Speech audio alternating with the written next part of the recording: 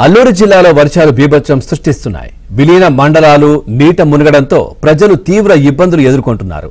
శబరి, గోదావరి నదులు ఉధృతంగా ప్రవహిస్తుండటంతో పలు ప్రాంతాల్లోని రహదారులు జలమయమయ్యాయి. దీంతో రాకపోకలకు అంతరాయం ఏర్పడింది.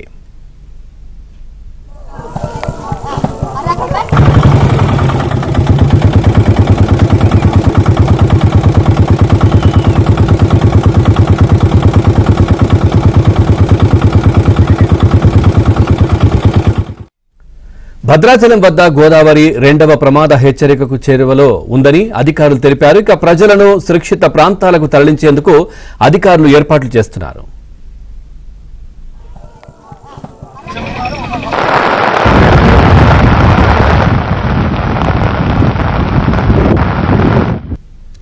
అల్లూరు జిల్లాలో వర్షాలు బీభత్సం సృష్టిస్తున్నాయి. విలీన మండలాలు నీట మునగడంతో ప్రజలు తీవ్ర ఇబ్బందులు ఎదుర్కొంటున్నారు. శబరి, గోదావరి నదులు ఉధృతంగా ప్రవహిస్తుండటంతో పలు ప్రాంతాల్లోని రహదారులు జలమయమయ్యాయి. దీంతో రాకపోకలకు అంతరాయం ఏర్పడింది.